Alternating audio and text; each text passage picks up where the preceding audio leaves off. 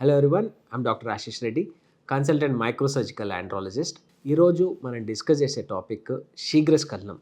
శీఘ్రస్ఖలనం అంటే ఏంటి అంటే, ఎప్పుడైనా మీరు సెక్స్ చేస్తున్నారు, కొన్నిసార్లు మీరు ఆ ఎగ్జైట్మెంట్లో ఇనిషియేషన్ చేసేటప్పుడే మీకు వీర్యం బయటకు వచ్చేస్తే దాన్ని శీఘ్రస్ఖలన సమస్య అంటారు. ఈ శీఘ్రస్ఖలన సమస్య అనేది ప్రతి 100 మందిలో 70 మందికి ఉండే కామనెస్ట్ ప్రాబ్లం. కానీ చాలా వరకు ఫ్యామిలీస్లలో గొడవలు రావడానికి కానీ, డివోర్స్ కావడానికి కానీ ఈ శీఘ్రస్ఖలన సమస్య very very commonest reason.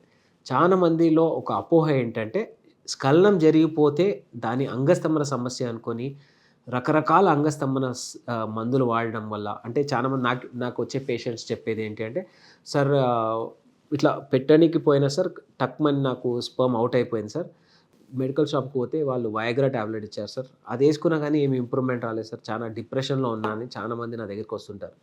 So ఇవి రెండు ఒకటి కాదు. అంగస్తంభన సమస్య వేరా, శీఘ్రస్ఖలన సమస్య వేరా. అంగస్తంభనకి యూజ్ చేసే ట్యాబ్లెట్ వయాగ్రా లాంటివి కానీ, టెడలఫిల్ లాంటివి కానీ డిఫరెంట్ మెడికేషన్ ఉంటాయి. కానీ శీఘ్రస్ఖలనానికి ఈ ట్యాబ్లెట్స్ ఏవి పనిచేయవు, ఎందుకంటే ఈ సమస్య వేరే సమస్య. సో నౌ ఎప్పుడైనా మనం సెక్స్ చేద్దాం అనుకుంటే 3 నిమిషాల లోపట్లోనే స్ఖలనం జరిగిపోతే అది శీఘ్రస్ఖలనం, ఫస్ట్ పాయింట్. సెకండ్ ఏంటంటే, ఈ 3 మినిట్స్ అన్న అనుకోవచ్చు, లేకపోతే 20 స్ట్రోక్స్ కంటే ముందే అవుట్ అయినా కానీ దాన్ని శీఘ్రస్ఖలన సమస్య అంటాం. సో దీనికి చాలా సింపుల్గా మెడికేషన్స్ ఉంటాయి. దీన్ని ఎస్ఎస్ఆర్ఐస్ అంటాం. సో ఎస్ఎస్ఆర్ఐస్ అనే ఈ ట్యాబ్లెట్స్ మనం వేసుకున్నప్పుడు మనకి టైమింగ్ ఇంప్రూవ్ అవుతుంది. కానీ ఈ ట్యాబ్లెట్ ఏ డోసేజ్లో ఎవరెవరికి ఏ డోసేజ్లో కావాల్సి వస్తుంది అనేది మనం పేషెంట్ని చూసి మాట్లాడిన తర్వాత, వాళ్ళ కండిషన్ని అర్థం చేసుకున్న తర్వాత మనకు క్లారిటీ వస్తుంది. సో చాలామంది అడిగేది ఏంటంటే, సార్ శీఘ్రస్ఖలన సమస్య ఉంది, నాకు వస్తున్నాను, దీనికోసం నేను ఏం టెస్టులు చేయించుకొని రావాలని. సో చాలా వరకు ఈ శీఘ్రస్ఖలన సమస్యకి జనరలీ మీ బాడీలో ఎటువంటి హార్మోనల్ కానీ బ్లడ్ అబ్నార్మాలిటీస్ వల్ల చాలా తక్కువ మందిలో ఉంటాయి. కానీ హై కేసెస్, అంటే చాలా high conditions of thyroid problem ఉన్న వాళ్ళలో ఈ శీఘ్రస్ఖలన సమస్య చూస్తుంటాం. ఒకవేళ మీరు థైరాయిడ్ ప్రాబ్లమ్ని కంట్రోల్ చేసుకొని మీ టీఎస్హెచ్ లెవెల్స్ని నార్మల్గా పెట్టుకుంటే ఈ శీఘ్రస్ఖలనం ఆటోమేటిక్గా సెటిల్ అయ్యే ఛాన్సెస్ ఉంటాయి. లేకపోతే మాత్రం మెడికల్ మేనేజ్మెంట్లో ఎస్ఎస్ఆర్ఎస్ ట్యాబ్లెట్స్ ఉంటాయి.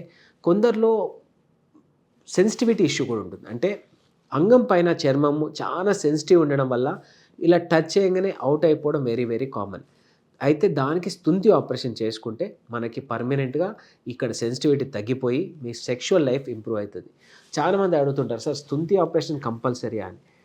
ఇది ఎప్పుడైనా స్తుంతి ఆపరేషన్ చాలా సేఫ్, చేయించుకుంటే బెటర్ సెక్స్ చేయడానికి ఈజీ ఉంటుంది. కాబట్టి మేమైతే అందరినీ ఎంకరేజ్ చేస్తాం. ఎందుకంటే స్తుంతి చేసుకోవడం వల్ల ఫ్యూచర్లో మీకు శీఘ్రస్ఖలన సమస్య పోతుంది, ఫ్యూచర్లో పీనైల్ క్యాన్సర్స్ వచ్చే ప్రమాదం నుంచి కంప్లీట్గా బయటపడే ఛాన్సెస్ ఉంటాయి. కాబట్టి నేనైతే నా పేషెంట్స్ అందరికీ నేను రికమెండ్ చేస్తుంటాను. ఎందుకంటే దానివల్ల బెటర్ సెక్షువల్ లైఫ్ ఉంటే no one will say no. So ఈ శీఘ్రస్ఖలన సమస్య కూడా చాలా సింపుల్గా ట్రీట్ చేయవచ్చు, భయపడాల్సిన అవసరం ఖచ్చితంగా లేదు. చాలామంది దీని గురించి భయపడుతుంటారు. Nothing to worry. ఏమైనా డౌట్స్ ఉంటే కింద కామెంట్స్లో తెలియజేయండి, లేకపోతే నన్ను వచ్చి కలవండి. Thank you so much.